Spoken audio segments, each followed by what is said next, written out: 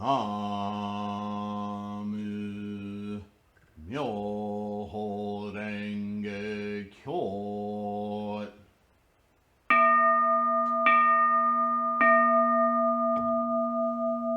Namu Myoho Renge Kyo.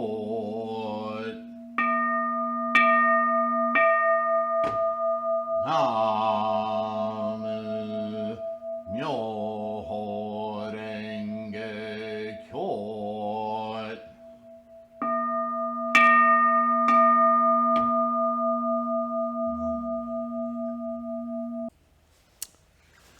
Hello, everyone. Namo Myoho Renge Kyo. Thank you for being here and participating in this study resource for our practice of Lotus Sutra Buddhism. We, of course, are following the lineage from Shakyamuni through all of the bodhisattva and great teachers and scholars who've maintained the integrity of Shakyamuni's teachings all the way through from India to China and Korea, Japan, as the teachings migrated through the world, also through the southern route, of course. We are at a time, and I preface this part of this Gosho because it bears repeating. You know, within the context of these Gosho as we study them together, we have to realize, first of all, that Nichiren was living in medieval Japan. What does that mean? Well, it was being run no longer by a pseudo-deity like an emperor who's supposedly imbued with godlike qualities, right? Deified, in other words. But now run by the shogunate, an extremely dictatorial, authoritarian form of governance using threat, fear, violence as its weapon of compliance. Not that other systems don't, but it's quite obvious when you have samurai at your door. Compliance is not optional. So, why do I bring that up again? Without making this a whole history lesson, it's not only Japan that lives this way. We can see that in our modern world all over the place to varying degrees, right? Need I even mention North Korea? But there are plenty of other places throughout Africa and, in other words, not only the modernized, but not industrialized world where these tactics of governance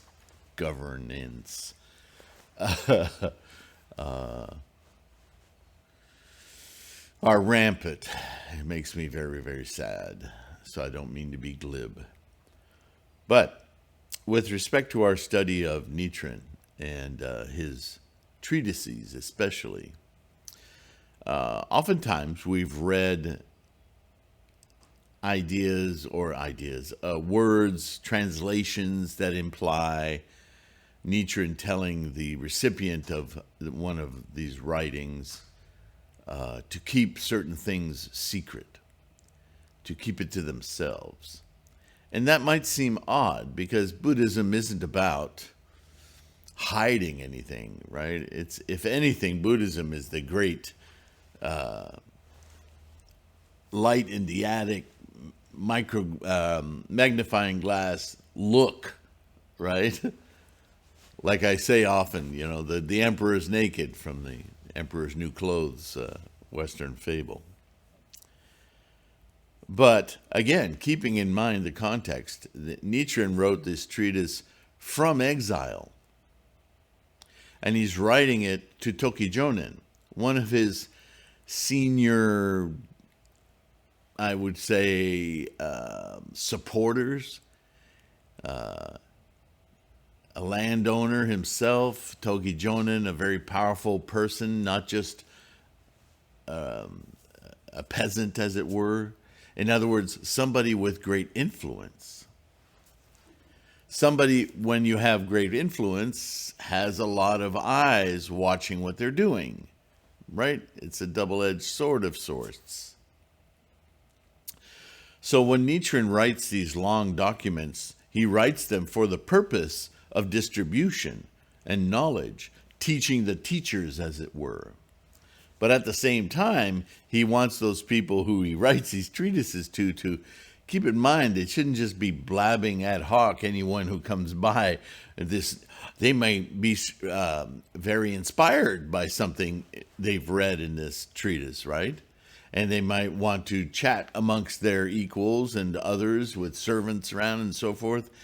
And Nichiren is saying, be enthusiastic, that's great, but kind of keep it to yourself, because some of this might infuriate some who are in power, and you might find your head rolling off of a stump in the next few days. So guard your enthusiasm and share it only amongst those who can respect the teaching, you, me, the practice, right? They're having to practice Lotus Sutra Buddhism under a rather large cloud of dissatisfaction from the government.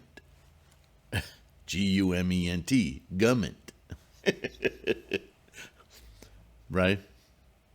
So they're not going to stop Nichiren from pointing this out, but by pointing a lot of this out, a lot of the flaws of the current elite and governance are being obviated, and they don't like that. Those in power don't like that. So now we're going to get to the chapter upholding the Lotus Sutra and attaining Buddhahood, which basically is saying, okay, how do you practice this correctly, this thing called Buddhism? The Lotus Sutra is the self-practice model, the method for we of our capacity in this time, this age, albeit at a time when there's a tremendous amount of anxiety, fear, and retribution from those who don't understand how to practice this. So we must practice it if we're to accomplish enlightenment, but we may have to be somewhat cautious until we enlist enough others to think of the same mind, how to do this thing. And I would say, although perhaps in North America we are somewhat privileged in being able to express our opinions somewhat freely, we also, if you're watching, living in a time when that's not, there are some serious consequences, not necessarily paradoxically from the government, but the government as it's usurped for personal beliefs and tirades from those who have no reason to be in power, but think that through violence they can abscond with government and be their own justification for whatever their fears or justifications are. So, and there are countries today where if you're not praying the right way, you can be arrested, charged with crimes, at very least chastised or ostracized. This is just human nature. This has been around forever. So I will mirror his first statement here is, keep what is said hereafter confidential and do not reveal it to others. So in a way, he's prefacing what he's about to say as a very profound teaching, which, if the wrong people hear it, could get you into serious soup. Not because it's wrong, but because there's that much energy against this enlightenment. There are those who would not accept that you're doing something that they would perceive as somehow attacking them, making them look bad, right? So we live in that world today, don't we?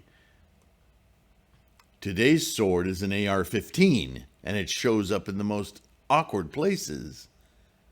People without the skill or knowledge of what they're doing wielding that sword as though they were meant to do so.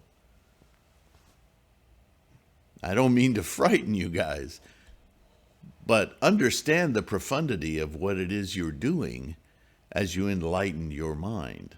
Yeah? And conversely, the profound value of this teaching, that it can be that disturbing without any warlike or violent tendencies, can bring this out of the environment. It speaks to our time, and it speaks to the deep confusion in many, many minds. Yeah?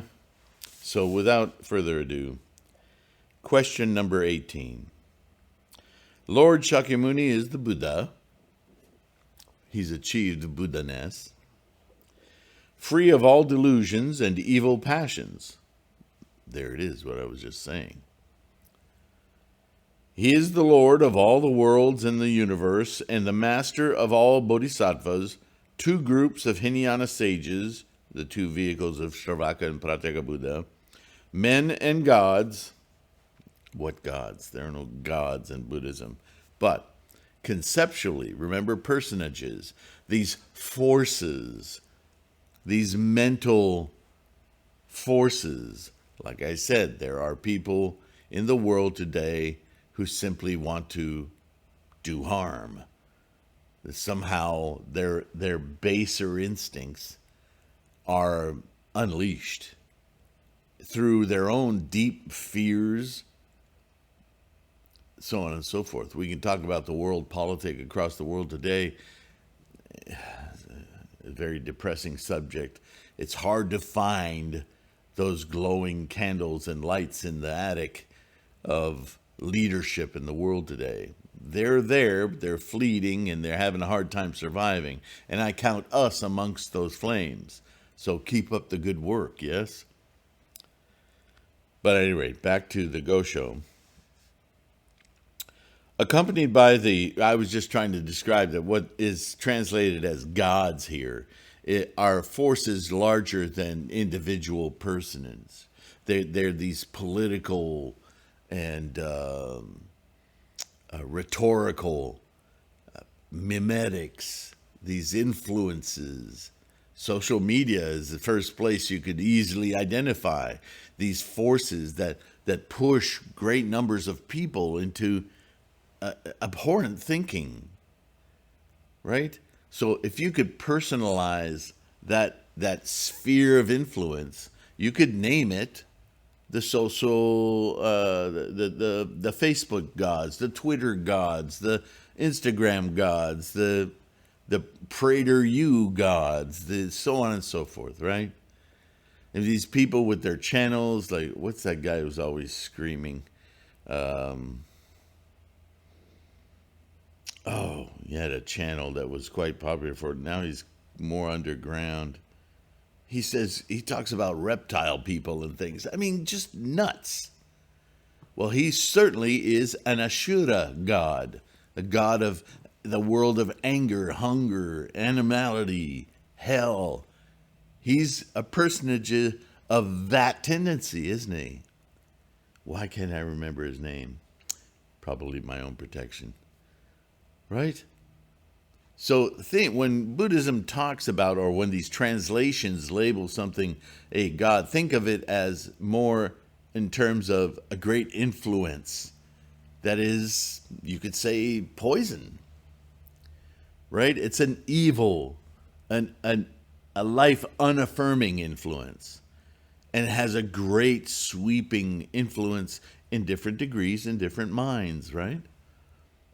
So that's what we're talking about in Buddhism. Always a personification of mental functions, mental perceptions, mental attitudes, and intent.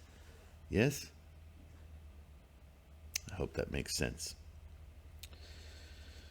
Accompanied by the great king of the Brahma heaven to the left and Indra to the right, followed by 4 categories of Buddhists, monks, nuns, laymen, and laywomen, and 8 kinds of gods, demigods, who protect Buddhism, and guided by a pair of Kongo gods, not sure what those are, protectors of Buddhism, okay. Shakyamuni goes out to preach as many as 84,000 doctrines in order to save all sentient beings, to guide them to their own Buddha nature, right? That's what saving means. And again, these deep Christian undertones in this rhetoric of translation that's supposed to appeal to you and I as Westerners. But please understand what's meant here. How could it be possible that the Buddha, Shakyamuni Buddha, as great as this, resides in the minds of us ordinary men? Because you made the primary error. It's not Shakyamuni who's in our mind. It's what he attained, the clarity of Buddha that we all share. See, the question has the answer built in because there's a misperception here. Taking these personages and these forces as though they are Bob, Ted, Carol, Alice, Guangzhou, so on and so forth. They're states of mind. And the state of mind of Buddha that Shakyamuni attained has been his entire life's teaching for you and I to attain. But this questioner obviously doesn't understand that yet. Part 1. Oh, not an answer? Is this still the question? Part 2. Yeah, this part 4, part 6, part 7. All right. So, this question Nichiren states to set up what he's now about to drop on all of us as, obviously, what I was just saying, Buddha is a mind state all of us innately have, should we choose to avail ourselves to it. Part 1. According to the theoretical section, the first half of the Lotus Sutra, and the pre-Lotus Sutras, Lord Shakyamuni is Buddha who obtained perfect enlightenment for the first time under a Bodhi tree at Bodhgaya in India, Bodhgaya. Looking for his acts of merit in his previous lives as a bodhisattva seeking Buddhahood, which is just his early lifetime, right, as Siddhartha Gautama. We find that he was once a prince, so charitable to all the poor that he was called Prince Almsgiver. In one of his previous existences, he was a bodhisattva Judo who served a burning light Buddha so respectfully as to cover a muddy road with his own hair to let the Buddha pass. So this is basically a list of all the practices that Siddhartha went through in order to instantiate and attain for himself Buddha. He was once King Shiba, who sacrificed his own body to feed a hawk in order to save a pigeon, and at another time he was Prince Sata, who fed a hungry tiger with his own body. All of these are very long stories from sutras telling the story of dedication to Buddha, Myoho Renge Kyo. But they're big expedient means stories to understand the kind of profound commitment one must express in mind in order to get enlightened. It's no casual thing. If it were casual, we'd just pick it up at the grocery store, right? He persevered for an incalculably long period of time, described variously in scriptures as the three Asamkaya kalpas, 100 major kalpas, kalpa more in number than the number of dust particles, innumerable numbers of Asamkaya kalpa, the period between the first aspiration for Buddhahood and the attainment of it, or 3,000 dust particle kalpas, all while he served Buddhas as many as 75,000, 76,000, or 77,000 in number, fulfilling bodhisattva practices to become the present Lord Shakyamuni Buddha. Again, this is all from expedient means, trying to explain to people that every cause he has made in his life, Siddhartha Gautama, to reach this enlightenment could be seen as all of these various stories and tracks in order to inculcate the experience of others. What have you, with respect to your life so far, done to commit, to resolve yourself to Buddha, to your Buddha instantiation? How hard are you trying? Are you making an effort, or are you just expecting it to come to you in the mail? Yeah?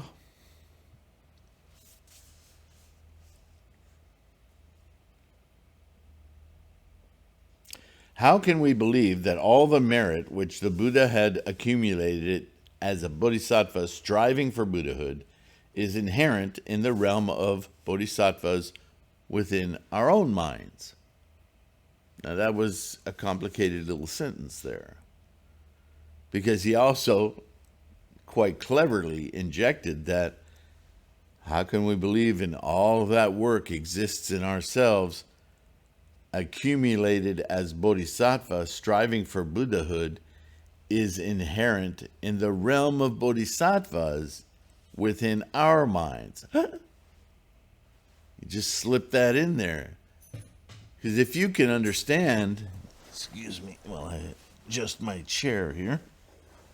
If you can understand that you have the bodhisattva realm in your mind, well, isn't that a convenient first step toward understanding that Buddha also lies there? But certainly, if bodhisattvas are described so eloquently through all these stories as striving toward Buddhahood, then certainly you could see our human everyday struggle to attain Buddhahood as not altogether unequal to some version of bodhisattva. That seems attainable, yeah? So he goes on.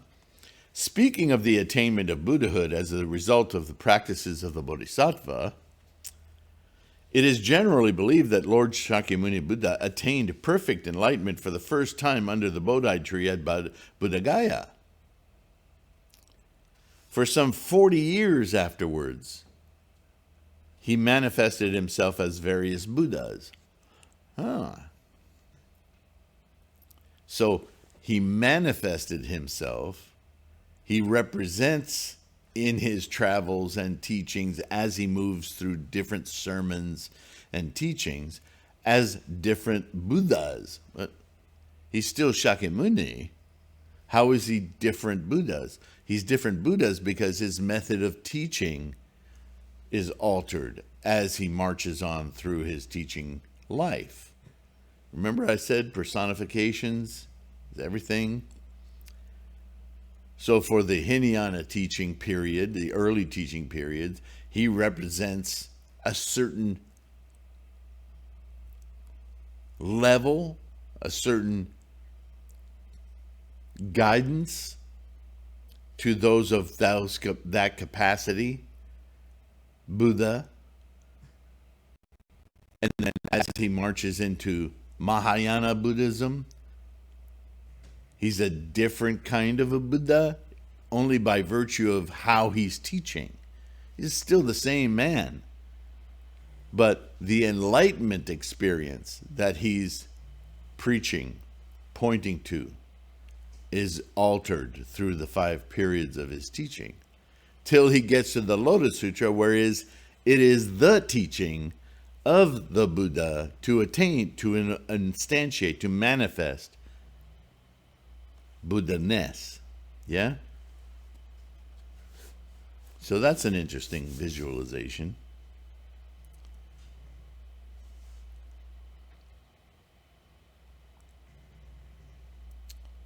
He manifested himself as various Buddhas, preaching 4 doctrinal teachings: the Tripitaka, the common, the distinct, and the perfect teachings. He thus preached the pre-Lotus Sutra, the theoretical section of the Lotus Sutra, and the Nirvana Sutra, delivering salvation to all people. In other words, delivering the self-practice of self-realization, self-manifesting Buddha. Now we repeat this in Gongyo, don't we? Second meditation. The power of self-manifesting Buddha.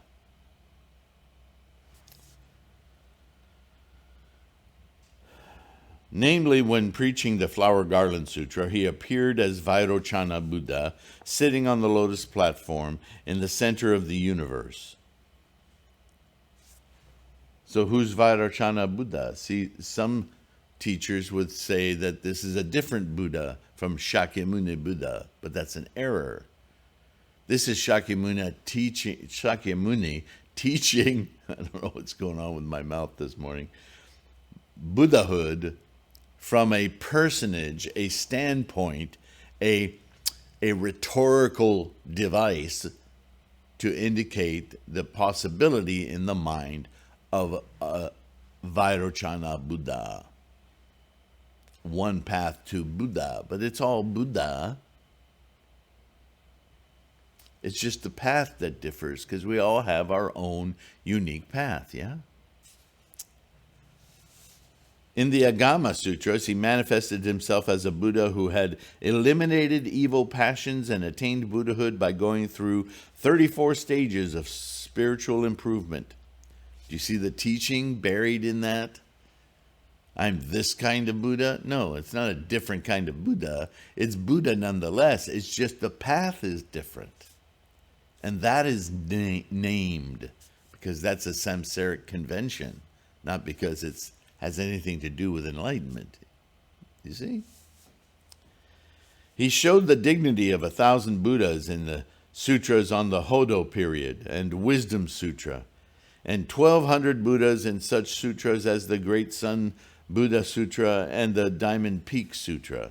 Moreover, in the theoretical section of the Lotus Sutra, the 11th chapter, beholding the stupa of treasures, the treasure tower, the jeweled stupa, he manifested 4 different Buddhas in 4 lands, land cohabitated by ordinary people and sages, land temporarily established for those who had destroyed major evil passions, land without hindrance for bodhisattvas or higher stages, and the land of eternal tranquil light for the Dharma-bodied Buddha in the Nirvana Sutra.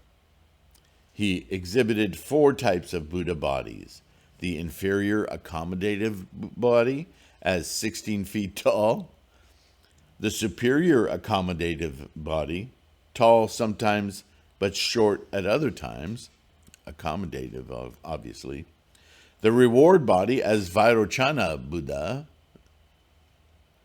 and the everywhere existing Dharma body. The answers are in the names, yeah?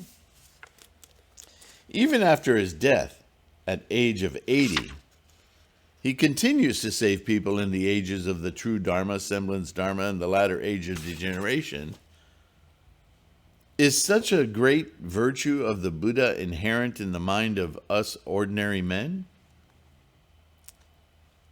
Part 2.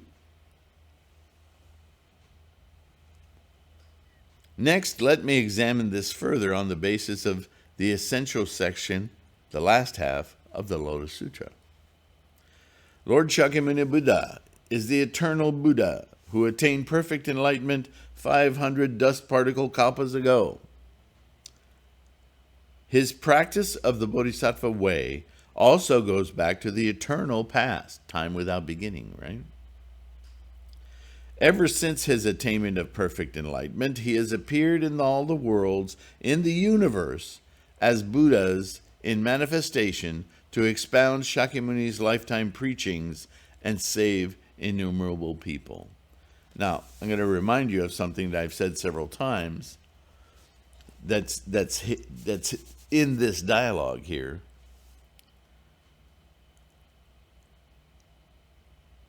Shakyamuni Buddha is the eternal Buddha who attained perfect enlightenment 500 dust particle kalpas ago.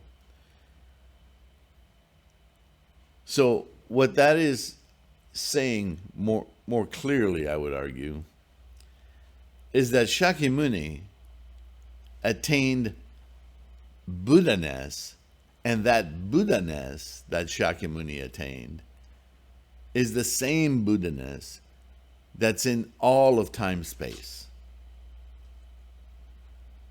It's the same clarity of understanding of the engine, this universe, the engine of life. And it is the same in everything, everyone, every sentient, non-sentient.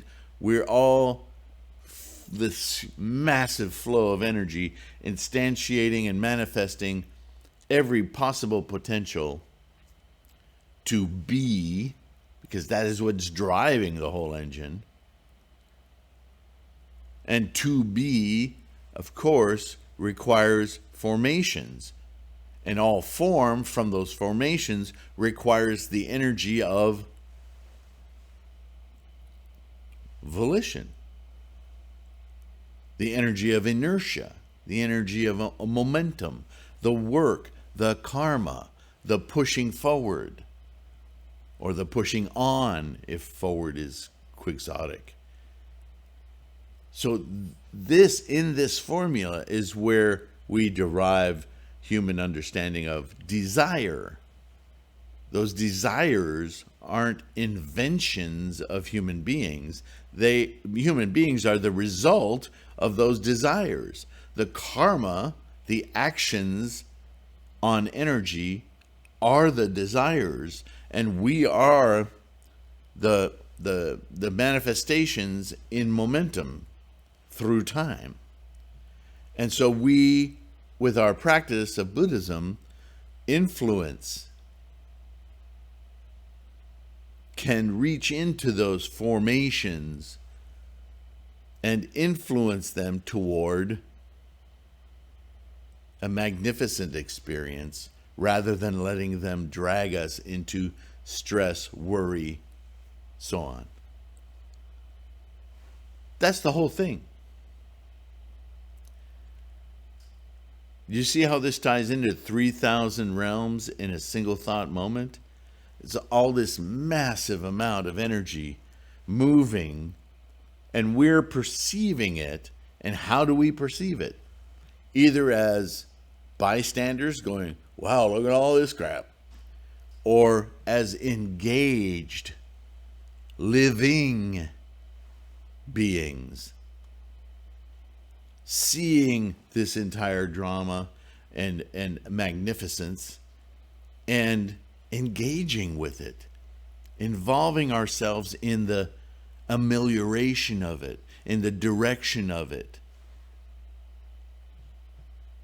It's a huge perceptive experience of which we can either participate or stand aside from and just wait for stuff to happen. That would be a sad life in Buddhism, just being a victim of your own momentum. Recognize the momentum, celebrate it, get in there and move it around, influence it. As we do that, we influence all the momentum, because we're not separate from the momentum of the universe. We're just a localized portion of it. Yeah? All right, let's go on.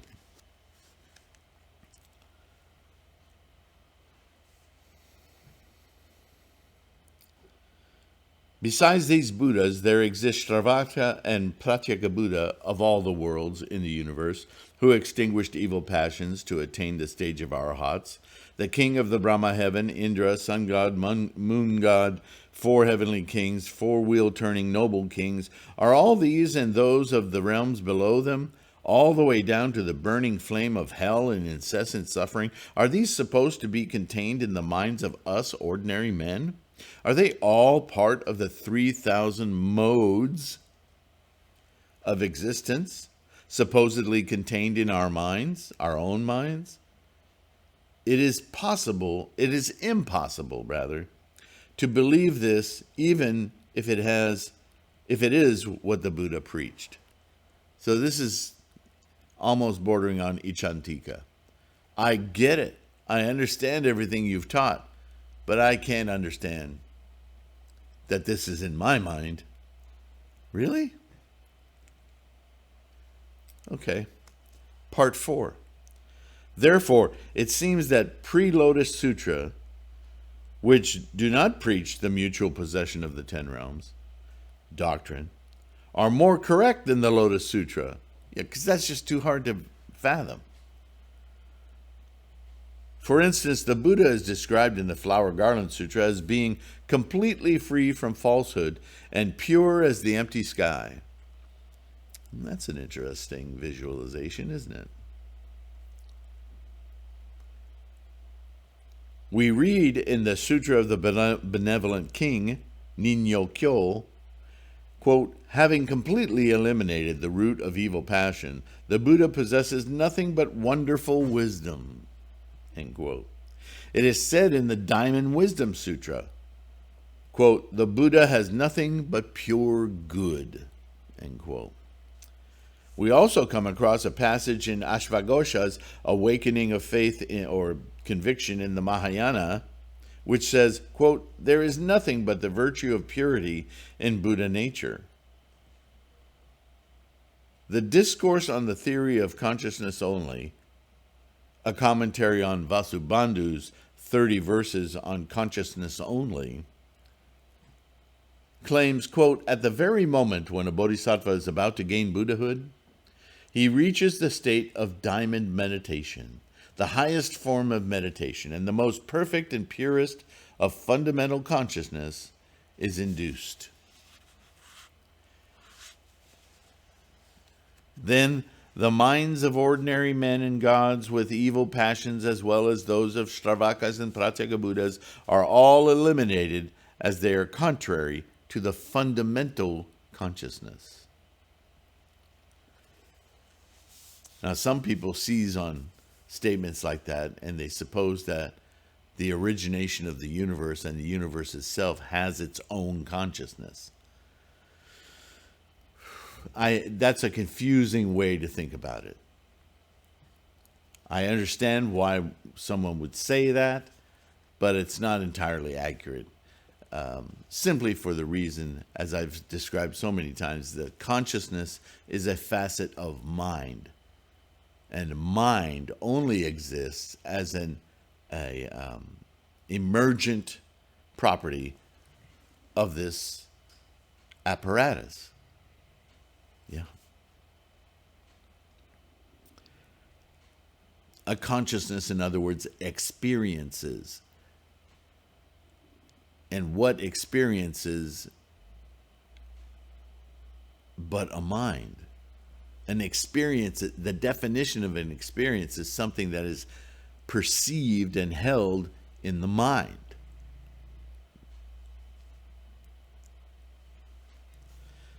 These statements in pre-Lotus Sutras differ much from the contentions of the Lotus Sutra, in that the realm of Buddha is part of our minds. Comparing the two, we know that the pre-Lotus Sutras are numerous, and the period in which they were preached is longer. When we have to choose between the two uttered by one Buddha, the pre-Lotus appears more legitimate. Okay, so that logic would lead us to believe that everything you've learned from kindergarten all the way to high school and maybe junior college and maybe even to your university studies, for those of you who've had the fortune of doing that. That's all meaningful. But when you get a master's degree or a PhD, that's not so meaningful. I don't know about you, but if a surgeon's going to cut into my spine and do some work on my spinal cord and nerves and so on, I'm not that convinced that his high school education is superior to him having a PhD from a notable medical school. I think I'd rather have that guy or that woman as my surgeon.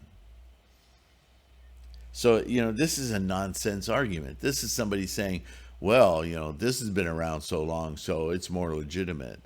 This is somebody who's attached to habit energy, right? He taught this for so long, must be better. It defies logic. But this is the argument being made. Besides, the Buddha predicted that Bodhisattva Ashvaghosha would be the 11th transmitter of Buddhism, while Vasubandhu was a commentator who wrote as many as 1,000 works and was respected as one of the 4 reliances, leaders of the people after the death of the Buddha. Differing from them, Grandmaster Tendai, who expounded the mutual possession of the 10 worlds, was a poor monk in China, far away from India, the land of the Buddha. And he did not write even one commentary. Who would believe in such a man? Wow. Part 5. Obviously, this is still the question, right? Part 5. Suppose we reject, it's quite an elaborate question, don't you think? Suppose we reject the vast amount of sutras preached over many years and side with one sutra, the Lotus Sutra. Okay, we do as you say. It would be beneficial for us if the doctrine of mutual possession of 10 realms is clearly defined in the sutra.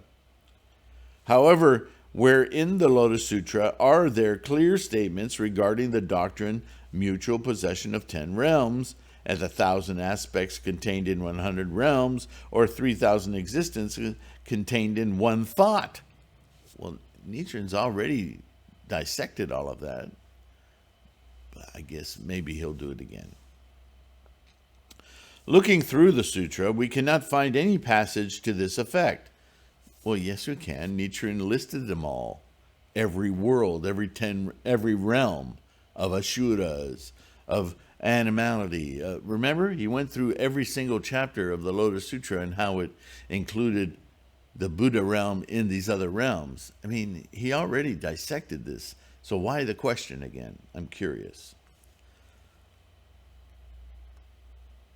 True, the passages in the Lotus Sutra don't say, of this third realm, there's this, but it goes into describing them completely. So I'm not sure why this question is formed this way, other than the stubbornness of people who don't want to understand. They're resisting. Instead, we come across such contrary statements as the one in the second chapter, Expedience. The Buddha, quote, has eliminated all that is evil, end quote. Does this not mean that no other realms except that of Buddha exist in the mind of Buddha, invalidating the mutual possession of the 10 realms doctrine, and that the Lotus Sutra preaches the same as the other sutras? Wow, that's almost intentional. The very statement he just made, that the Buddha has eliminated all that is evil, the Buddha is one of those realms, which is in all the other realms, and attaining it is what eliminates all that is evil. How does that deny the existence of the other realms? This guy's making quite a leap, right? Part 6, no reference to the mutual possession of 10 realms doctrine can be found in Vasubandhu's commentary on the Lotus Sutra, Hokkeiron, or Saramati's on the treasure vehicle of the Buddha nature. Neither the great scholars of northern and southern China nor the Japanese scholars of the 7 great temples in Nara have ever preached it. Well, yeah, we've already discussed these things. Part 7. This is the slanted view of Tendai alone. He's the one. which has been misunderstood by Dengyo. Oh my goodness, this guy's just trampling all over it. Tendai made so many mistakes that he was criticized by National Master Cheng Quan, who said, quote, "It was Tendai's error," and by monk Hui Huan, disciple of Hatsang, who said Tendai referred to Hinayana teachings as the three baskets, the Tripitaka teachings, confusing the meaning of the three baskets, which includes both Hinayana and Mahayana teachings. Really? Monk Ryoko of Nara criticized him. Tendai alone has not understood the essence of the Flower Garland Sutra. Hoso monk Tokuitsu of Japan spoke ill of him as well. Quote, "What is the matter with you, monk Tendai? Whose disciple are you? With a tongue less than 3 inches long, you have slandered the teaching of the Buddha with a tongue huge enough to cover his face," end quote. Yeah, we've read all of these stories before, but this is a determined effort to say, to revoke everything that Nichiren's been saying, or the Lotus Sutra has been saying, by somebody who obviously doesn't want to hear it. And Grandmaster Kobo, the founder of Shingon, True Word Buddhism in Japan, said, well, we've already decimated the Shingon school, right? Nevertheless, Chinese Buddhist matters have struggled to rob Shingon Buddhism of its term of clarified butter for the supreme teaching by referring to their own schools as clarified butter. After all, the 3,000 existences contained in one thought, doctrine, does not appear in any of the sutras preached by the Buddha during his lifetime, not even in name only.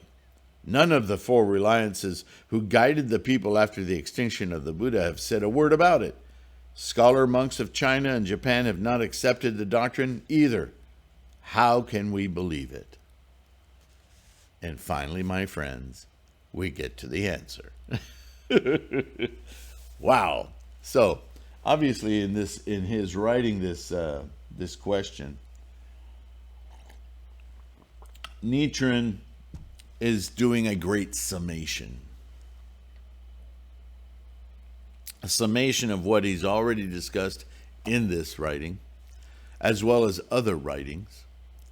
And now he's going to dissect it again from quite, I would think, a very specific point of view on all of these points, yet again, really, but perhaps more directly. So I'm curious to see how he approaches it. This video may go a little bit long, so I'm wondering if it would benefit everyone at this point if I take a pause and we save the answer for the next video. I hate to do that to you. But as he's already clarified all this stuff, I really want your attention as we go through the answer.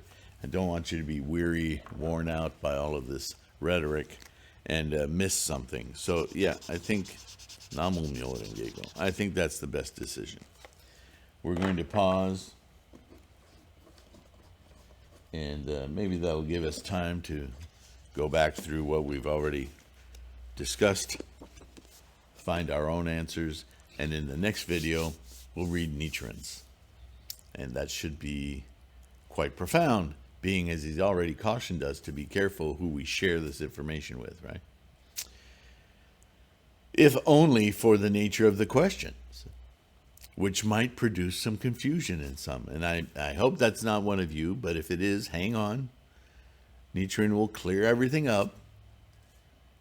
And in the meantime, profound thanks for your participation. Please like, subscribe, share if it's appropriate.